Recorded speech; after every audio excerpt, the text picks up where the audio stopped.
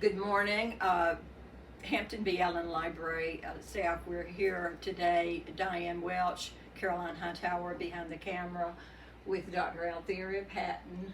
This is something we wanted to make happen for a long time, and we're here today in her lovely home. She has consented for an interview, and we're just going to talk about her life. And beside Dr. Patton is Irene Harrington, who is an author, an accomplished author, and Irene is going to be doing Dr. Patton's biography, and we're looking forward to that. Jane and I go back, way back, 'cause we were church members for many years, ever since I was a child. Kessler Chapel Yeah. is still there. I went for a ride and Kessler Chapel Church is still there. Yes, it is. And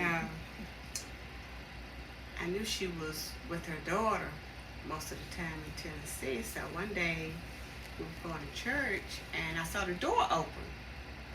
I told my husband, I said, Dr. Patton's door is open. I said, if it's still open when we leave church, I want to stop.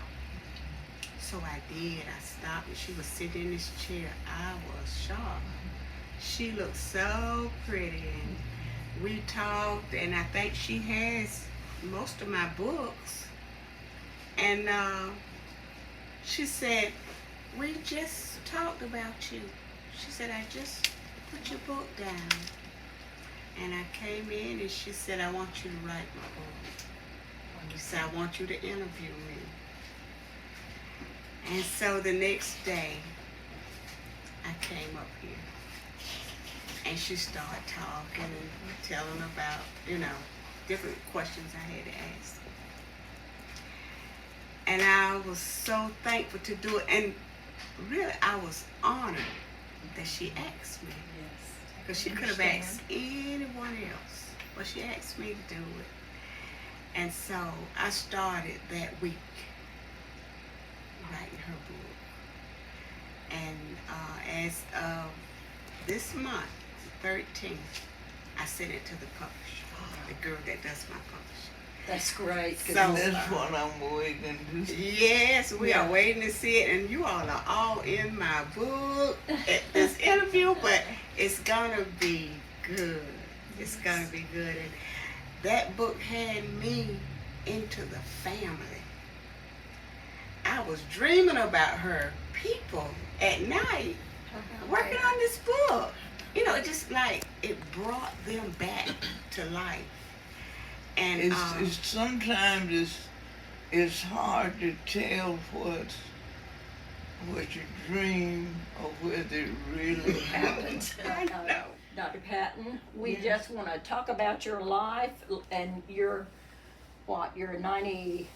I'm 96. 96 years old, Now, birthday but in January my the 23rd. Birthday will come in January. Yes, ma'am.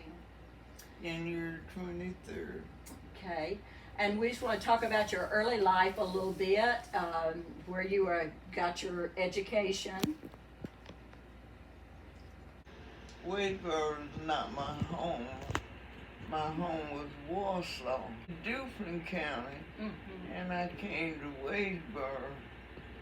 What was Warsaw like? Because I've never been. Warsaw was a little country town on Highway 24, and there was buses. It's between Fayetteville and Wilmington, and there's a little town there known around the world. It's called Turkey, North Carolina. Never heard of it. You never heard of Turkey, but it's real. It's there. And I lived on the farm, and we raised pepper. Well, everything. My father had us canning everything. We canned tomatoes, apples, peaches, whatever butter beans, whatever was there. But we used to pick strawberries for the market. Get up, daybreak, go to the strawberry patch, pick strawberries, put them in the little basket thing, quarters, I think, pick them, and they would later grade them and take out the bad ones and have them ready for the market. And when we moved to Warsaw,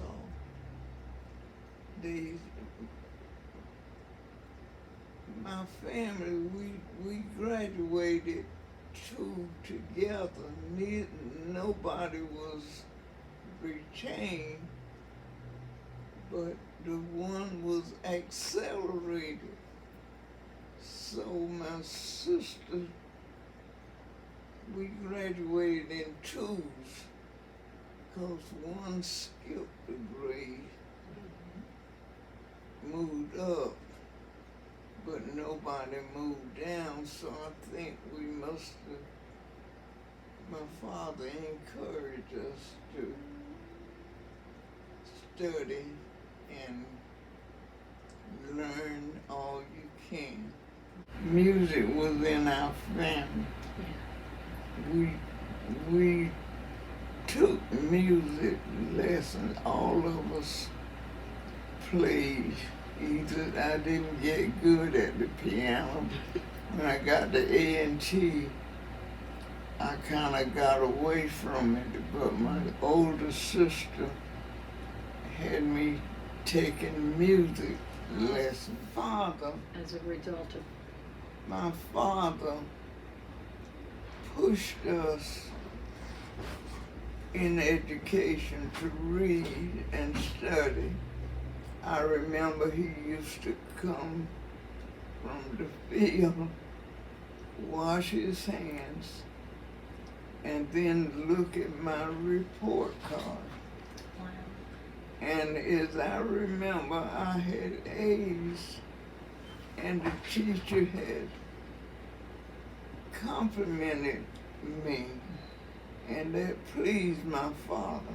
I'm sure. And I think that motivated me to please my father. And when my mother passed and left him with these 8 girls, and I think there was something in there about the stepmother. Y'all all in my book. She just said, I know you're a young man, you're in your 30s, and I know you will probably marry again, but just be sure that the stepmother does not abuse our children. Yes. And he kept that promise to her. I remember that as a child. And did you he say did marry again, and I do have a half sister, Bessie Jeanette Dozier. She's still here in South Carolina, I think, Columbia somewhere today. But he kept his promise. My brother was, all of us somehow went to college, and my brother was at A&T in Greensboro. And I had good grades. He thought mechanical engineering would be good, and that I would be successful in that.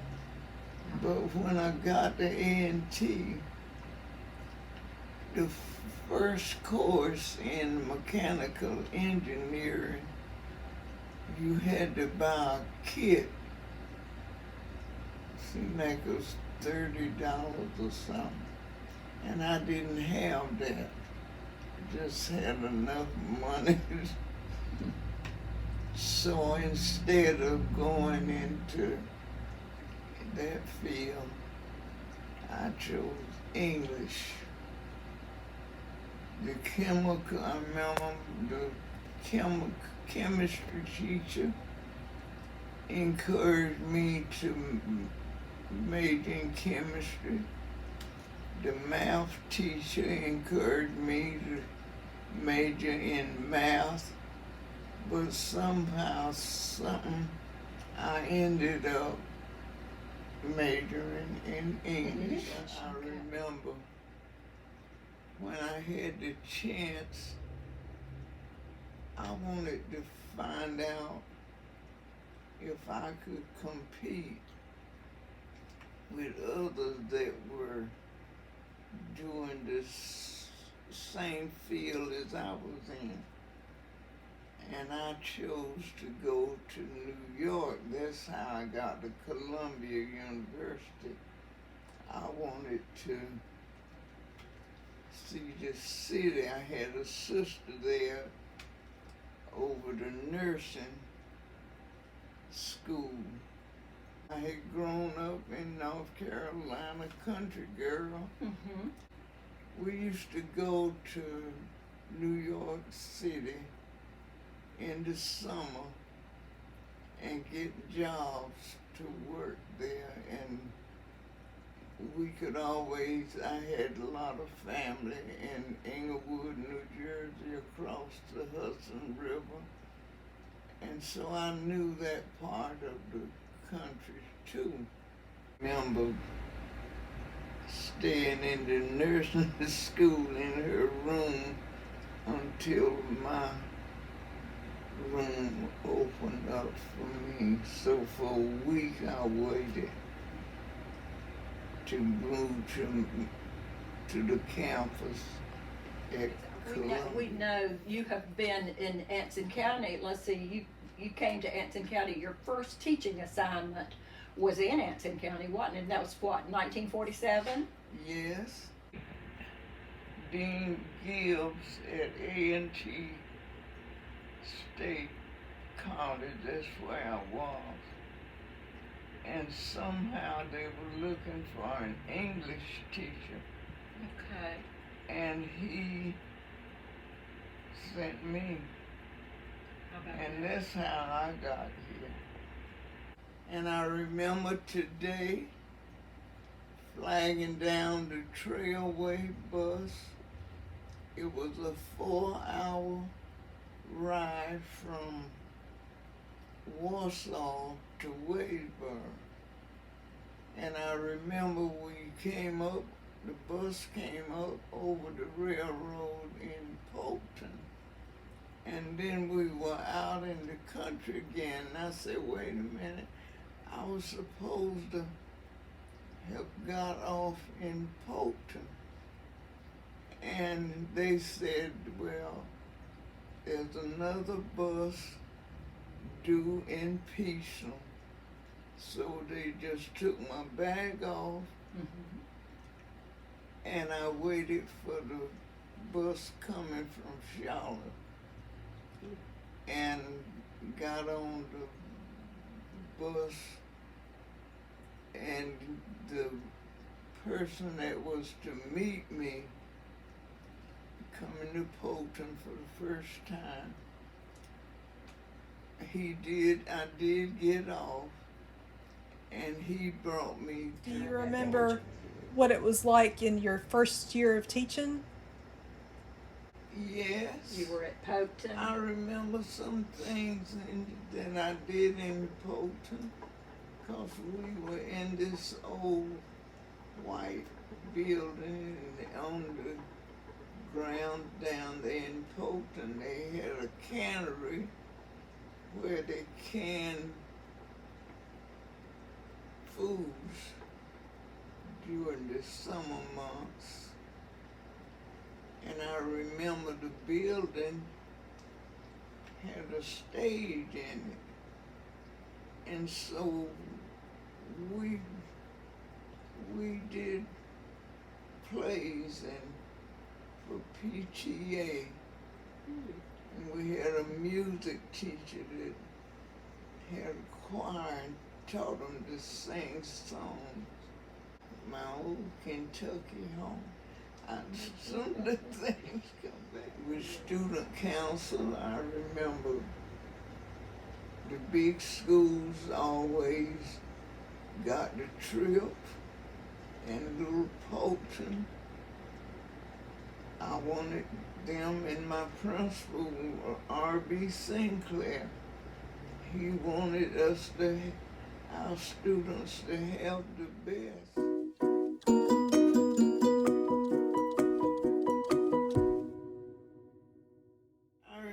My classroom, instead of putting one desk behind the other, I put them in a semicircle. How did you meet Morris, your husband?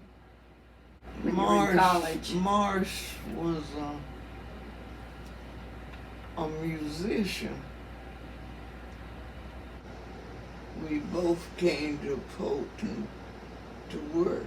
Oh, okay. I came to teach English, and he came to teach. I think he was in science and music. Left teaching and became a counselor. I saw our students were treated different. And they would get suspended from school and then get in trouble during the day. I'd be out of school, and I think I started the first in-school suspension program for kids that misbehaved and then didn't get their education. Right. And in that way they could come to school, protect the kids that couldn't pay for the meals in the cafeteria. I give them all a ticket, and then you couldn't tell who was eating free and who was not. I don't know why, but I tried to help kids. That was just me. Mm-hmm. I keep my certificates and diplomas.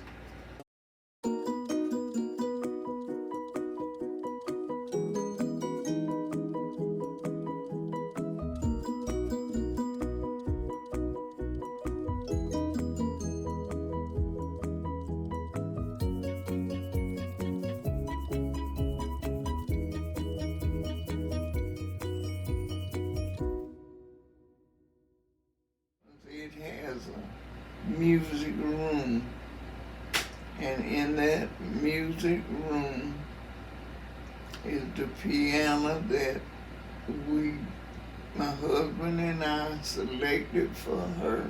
I see. Because the other graduates were getting cars, and she wasn't interested in having her own car. So she wanted a piano.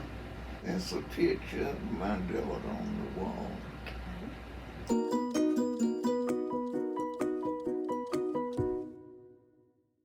And my sister was a teacher, and she was a good teacher too. That's great. And they offered her a job going around teaching other teachers how to teach. Long journey. I was about to write about my grandmothers and also about the journey before the pandemic. Mm-hmm. And that interrupted me, but I still have a poem somewhere, and I'm gonna find it, but it said, you sneak in the early morning when everybody else is asleep. Leave our land, pandemic. Leave Read our land. a little article about when you got the Order of the Longleaf Pine, and you mentioned two poems. You mentioned Robert Frost, and you also mentioned Two roads diverged in a yellow wood, but I took the one less traveled by, Yes. and that has made all the difference difference. in the world. Isn't that something?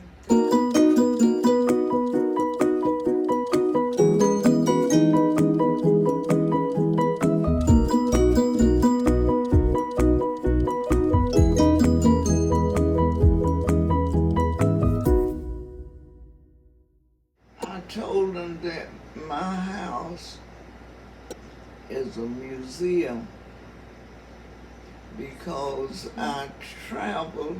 I like traveling. World Travels of Altheria. Oh, Isn't that yes. wonderful? Hey.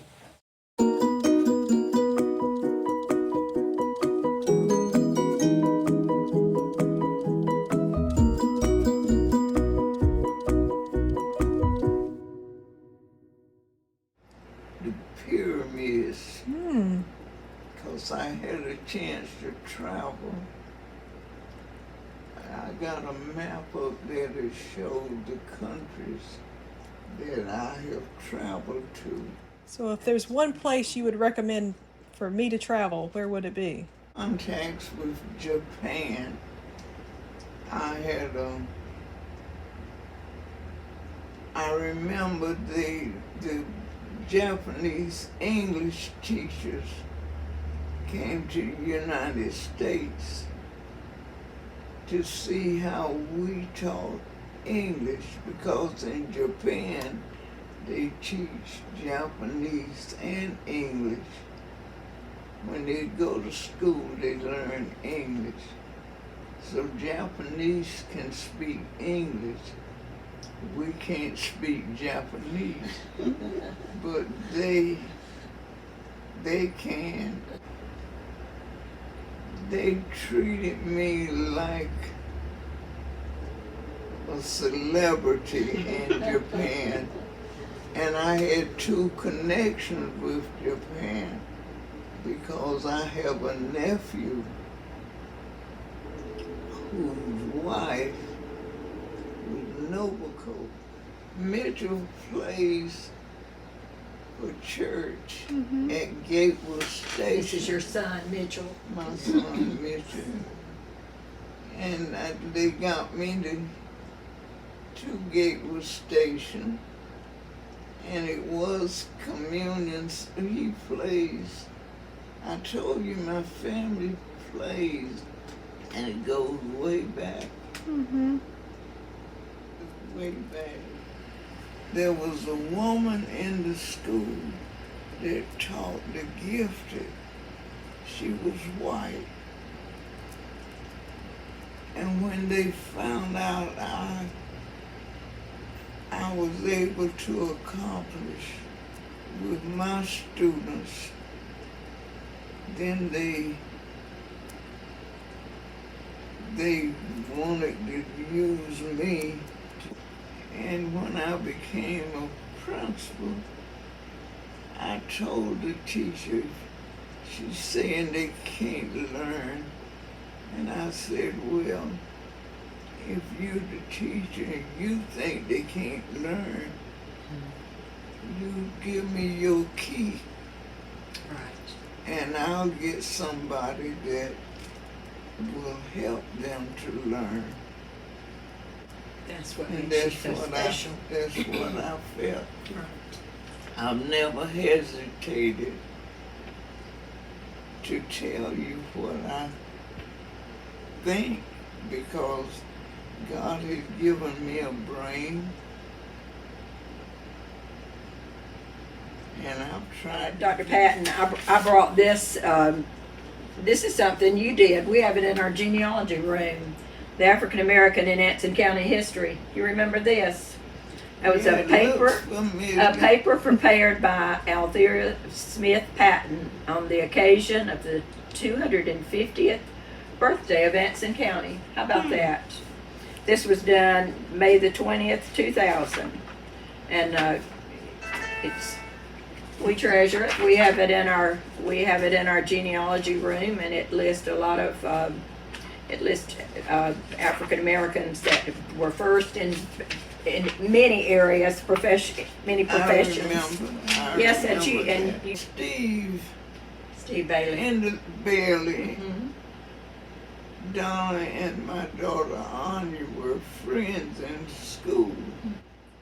And I was so proud of Steve when he got, and I thank him today for what he did. Yes, he's really good in genealogy, and he works with the Historical Society. See him become what he became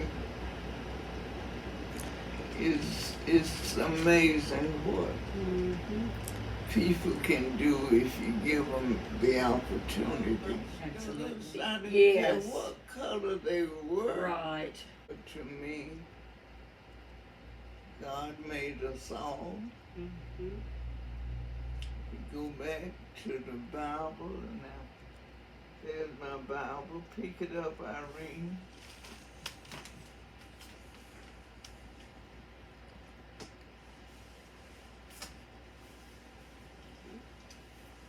Oh my God. There's Irene. And there's, you see that? Well, this is my Bible. One year, my husband and I challenged one another. We're going to read the Bible from Genesis to Revelations. And he beat me to it. Because when we come from work, he would sit down and smoke his pipe and read. And he finished before I did. But I did finally finish the whole thing, and sometimes I might have underlined something. I got something on my kitchen window that says go left when others go right. Look at it. I'm looking at We it will. while you And sit. we're going to take a look at Just those. look around. We're going to take a look at those awards too. Yes, before we leave, if it's okay.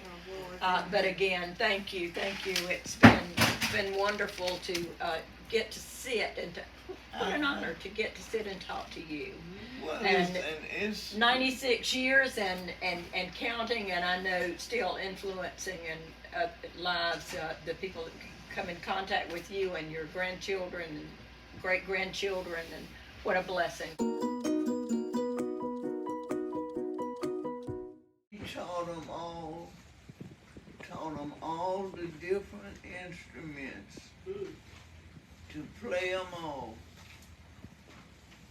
And he fitted the child with the instrument.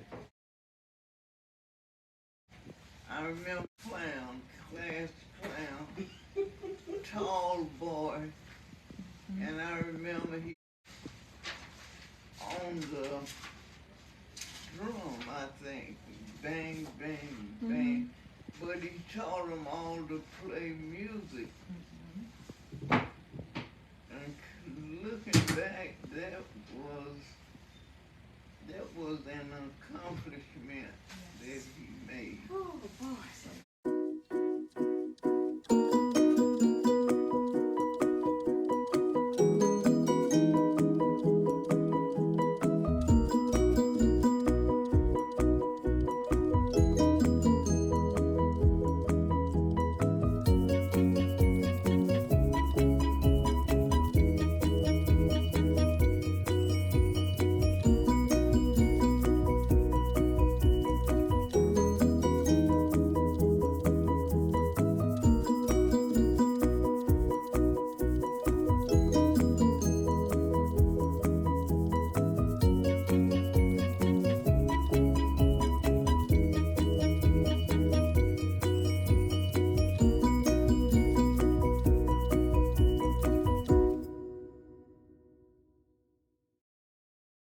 I'm a diamond member of the AKA. Do you have any, if you could give a young person starting out some advice, what advice would you give them? I've always felt you be the best you can be at what you do. There's nothing wrong with honest work. Don't steal, don't fight, don't shoot, don't do bad things. Contribute something when I've done the best I can. I know he'll understand and say, well done. Mm-hmm. Yes, it is. Dr. Patton, we thank you so much for letting us come and do this interview today, and we thank you for we thank you for the contribution you've made to all students. I'm sure many. Well, I don't know about that, but it's been a long journey, And you're I teaching. don't know why I'm still around, but I know that it is a blessing to still be here. Yes, Absolutely. You have so much wisdom to share with your family and with others too. It's a joy being here with my grandchildren. Yes. And sometimes their mother tell them to go downstairs, don't bother grandma. And I tell them to leave them alone. I got one that's named Miracle. And she comes and puts lipstick on, try to comb my hair, Right. give me the comb. But I enjoy children still. That's beautiful.